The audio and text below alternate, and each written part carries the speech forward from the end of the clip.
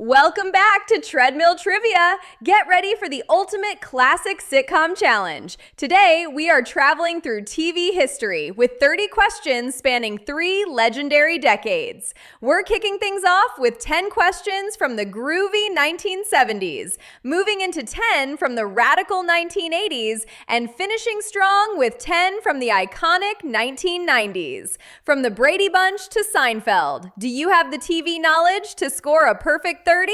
Let's get moving. Round 1. Corporal Klinger famously dressed in drag to try and get sent home, but he also showed hometown pride with a specific jersey. Was it A, Chicago Cubs, B, Toledo Mud Hens, C, Brooklyn Dodgers, or D, Detroit Tigers?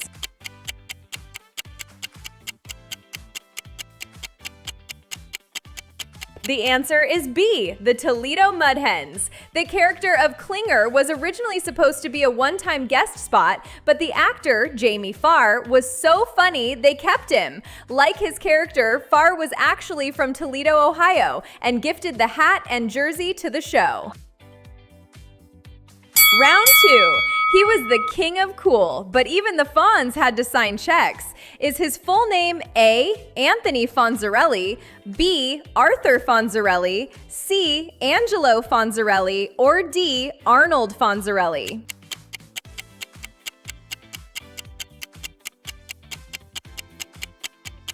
The answer is B, Arthur Fonzarelli. While everyone called him Fonzie, Mrs. Cunningham was the only one allowed to call him by his first name, Arthur. Round 3. Those were the days. We know the Bunkers lived in New York, but where exactly? Was it A, the Bronx, B, Brooklyn, C, Queens, or D, Staten Island?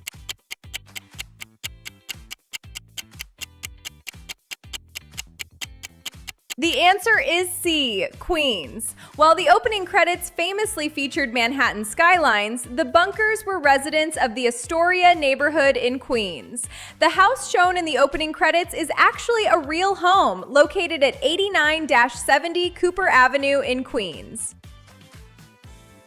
Round 4. Mary had to deal with a lot of personalities at WJM-TV. Who hosted the Happy Homemaker Show? Was it A, Phyllis Lindstrom, B, Rhoda Morgenstern, C, Georgette Franklin, or D, Sue Ann Nivens?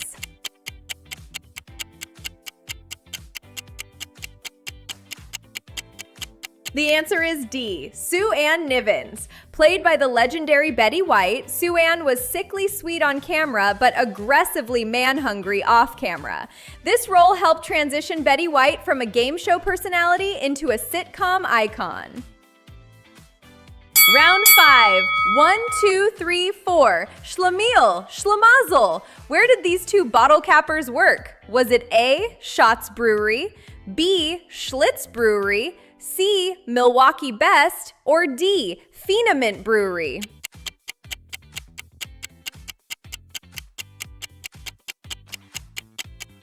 The answer is A, Schatz Brewery. While Schatz was fictional, it was heavily inspired by the real-life Schlitz Brewery in Milwaukee. The show was the most watched program in America by its 3rd season, surpassing even Happy Days. Round 6.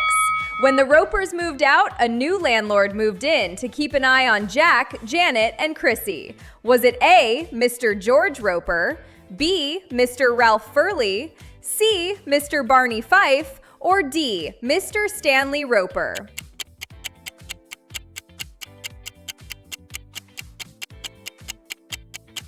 The answer is B, Mr. Ralph Furley. Played by comedy legend Don Knotts, Mr. Furley fancied himself a ladies' man and was famous for wearing incredibly loud, colorful leisure suits. He appeared in over 100 episodes of the series. Round 7. They moved on up to a deluxe apartment in the sky, but how did they pay for it? Was George's business in A, car dealerships, B, real estate, C, dry cleaning, or D, supermarkets?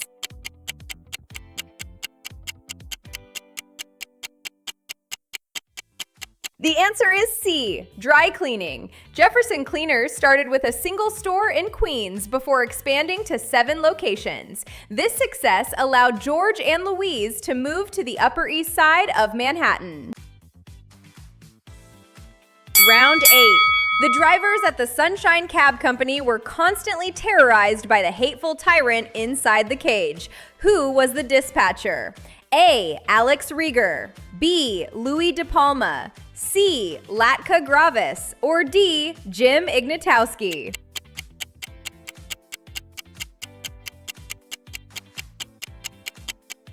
The answer is B, Louis De Palma. Played by Danny DeVito, Louis was voted one of the greatest TV characters of all time by TV Guide. DeVito famously landed the role by walking into his audition, slamming the script down, and yelling at the producers, who hired him on the spot. Round 9. Fred Sanford was always faking a heart attack, usually to manipulate his son. Was his son named A. Rollo, B. Grady, C. Lamont, or D. Julio?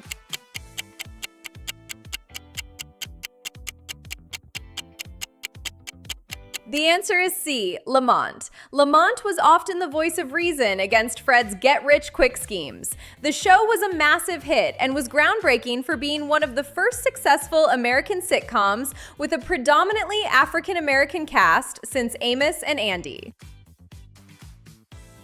Round 10. Here's the story of a lovely lady and a man named Brady. But do you know the birth order? Who was the youngest? A. Jan, B. Bobby, C. Peter, or D. Cindy?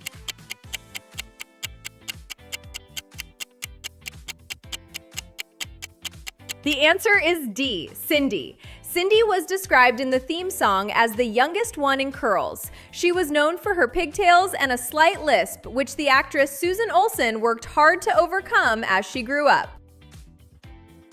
Round 11. We're kicking off the 80s. Everybody knows the bar where nobody knows your name. Wait, that's backwards. Everybody knows the bar, but what was the fine dining spot directly above it?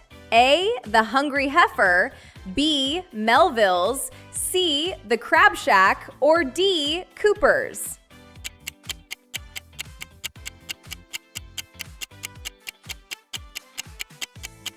The answer is B, Melville's. While the gang often complained about the food or the customers upstairs, the restaurant was actually owned by John Allen Hill, a character who became a rival to Sam Malone in the later seasons.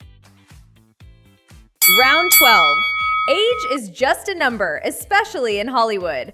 Out of the 4 main stars, who was actually the youngest actress in real life? Was it A, Betty White, B. B. Arthur, C. Rue McClanahan, or D. Estelle Getty?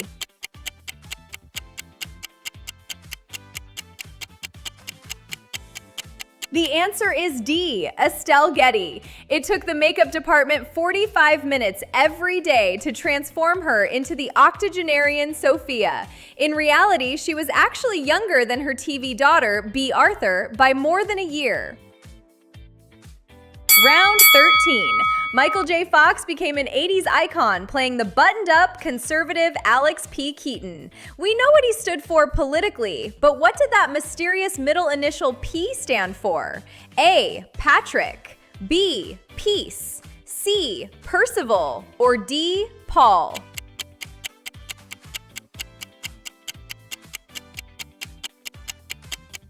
The answer is B, Peace. It was a running joke that his liberal parents, Stephen and Elise, named him Alex Peace Keaton. Alex usually hid the name, preferring to act like the sophisticated capitalist he aspired to be.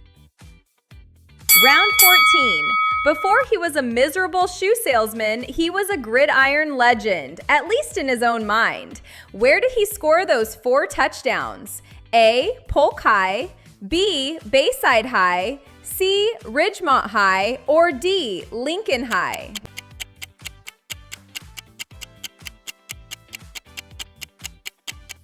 The answer is A. Polk High. Al Bundy's glory days at Polk High were the highlight of his life. He frequently reminded his family, and anyone else who would listen, that he achieved the feat in the 1966 City Championship game. Round 15. It's one of the best running gags in sitcom history. Whenever the woodsman Larry introduced his silent brothers, what were their names? A. Tom and Jerry, B. Daryl and Daryl, C. Bob and Bob, or D. Pete and Repeat?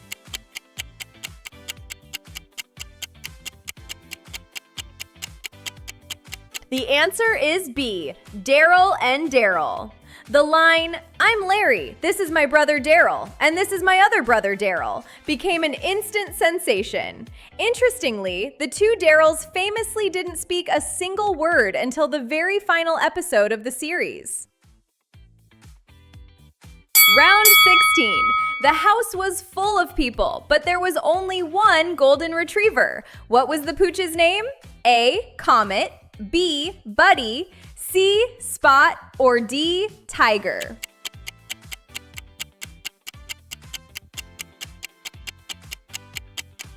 The answer is A. Comet. Comet was actually played by a dog named Buddy, who was a massive star in his own right. After Full House, Buddy went on to star as the basketball-playing dog in the hit movie Air Bud. Round 17. In Perfect Strangers, cousin Larry was from Wisconsin, but his eccentric cousin Balky hailed from a much further, fictional Mediterranean land. Was it A. Melmac, B. Mypos, C. St. Olaf, or D. Genovia?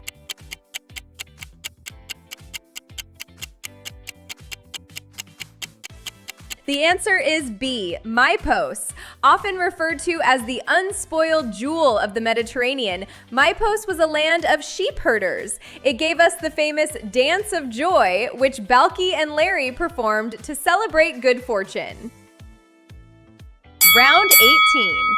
The bailiff Bull Shannon was known for his towering height and shaved head, but he had a surprisingly mystical birth name. Was it A. Aristotle, B. Nostradamus, C. Hercules, or D. Thaddeus?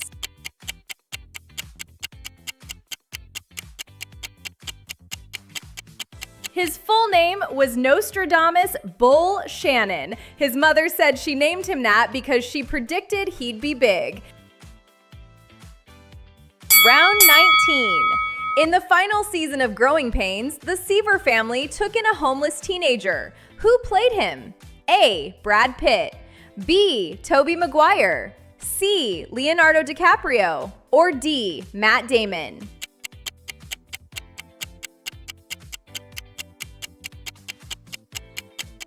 The answer is C. Leonardo DiCaprio. Before he was king of the world on the Titanic, a young Leo joined the cast to boost ratings. Even back then, his performance caught the eye of critics, launching him toward movie stardom shortly after the series ended.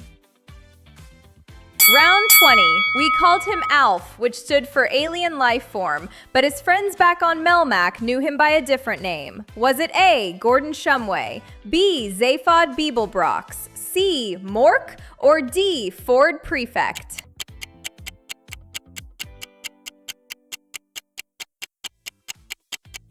The answer is A. Gordon Shumway. Gordon was a 229-year-old alien who crash-landed into the Tanner family's garage. He had a fondness for cats, specifically for eating them, which was a constant source of tension with the family pet, Lucky.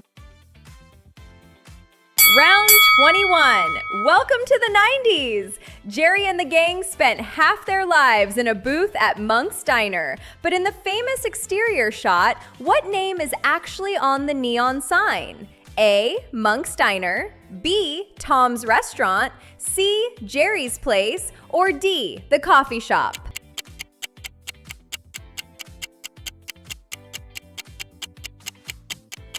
The answer is B, Tom's Restaurant. While the characters always called it Monk's, the exterior is a real diner on the corner of Broadway and 112th Street in New York City.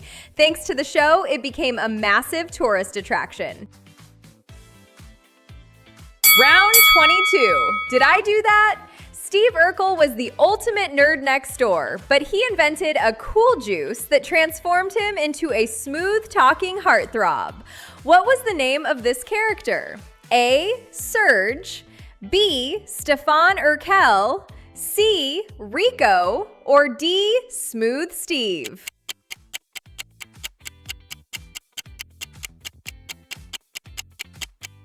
The answer is B, Stefan Urkel. Played by the same actor, Jaleel White, Stefan was so popular that the studio considered giving him his own spin-off show. He eventually became a recurring character who competed with Steve for Laura Winslow's affections.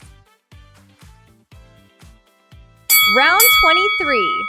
Joey Tribbiani didn't share food, and he definitely didn't share his bedtime pal. What was the name of his beloved stuffed penguin? A. Waddle, B. Hugsy, C. Snowflake, or D. Pingu?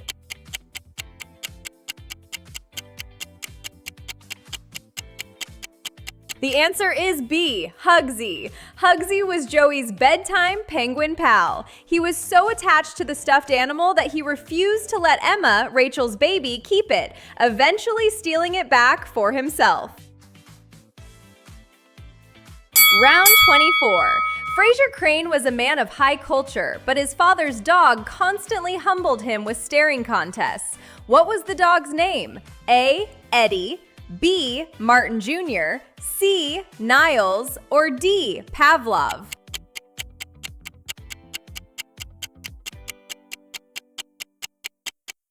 The answer is A, Eddie.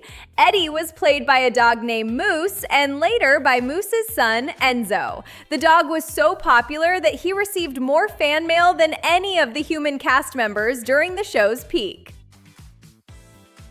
Round 25. Tim the Toolman Taylor often sought advice over the backyard fence, but we never saw the neighbor's full face. What was his name? A. Wilson, B. Johnson, C. Anderson, or D. Harrison?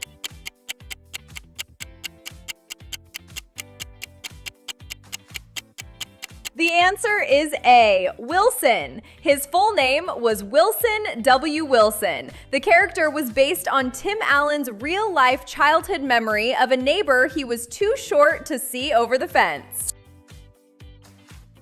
Round 26. When Zach Morris wasn't plotting in the hallways of Bayside High, the gang was usually grabbing a burger and a shake at their favorite hangout. What was it called? A, The Hub, B, The Max, C, Bayside Burgers, or D, Arnold's?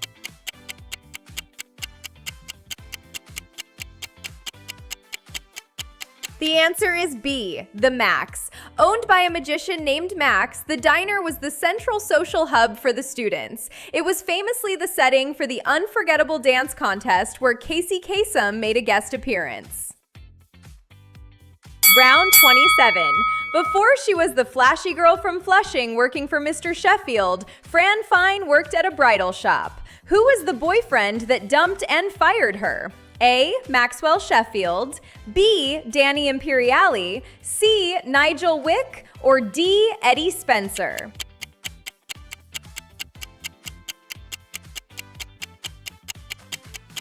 The answer is B, Danny Imperiali. Danny fired Fran to give the job to his new girlfriend, Heather Biblow. It was a blessing in disguise as it sent Fran door-to-door selling cosmetics, leading her straight to the Sheffield mansion. Round 28. The high commander of an alien unit posed as a human named Dick Solomon. What profession did he adopt to blend in on Earth? A. NASA engineer, B. Physics professor, C. High school teacher, or D. Psychiatrist?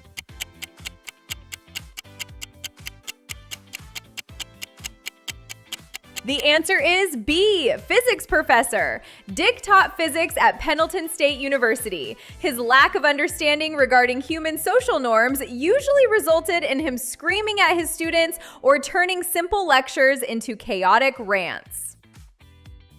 Round 29. The Connors were the ultimate blue-collar family living in the fictional town of Lanford. In which U.S. state was Lanford located? A. Indiana, B. Ohio, C. Illinois, or D. Missouri?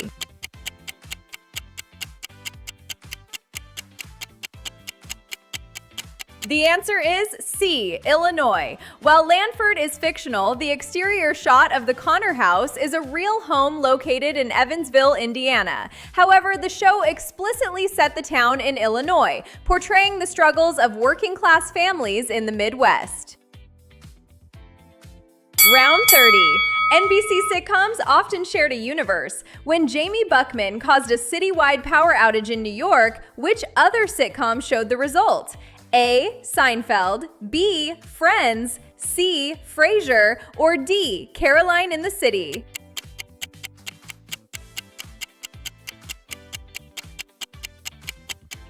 The answer is B, Friends. This was a major television event called Blackout Thursday. The outage caused by Jamie in Mad About You led directly into the Friends episode, The One with the Blackout, where Chandler got stuck in an ATM vestibule with a model. Great job! You just crushed 30 reps of classic TV history. Drop your final score in the comments below. Did you ace the 90s or did the 70s trip you up? If you had fun, smash that like button and subscribe to Treadmill Trivia for your next mental workout. I'm Coach Ivy. Keep moving and keep guessing. See you in the next video.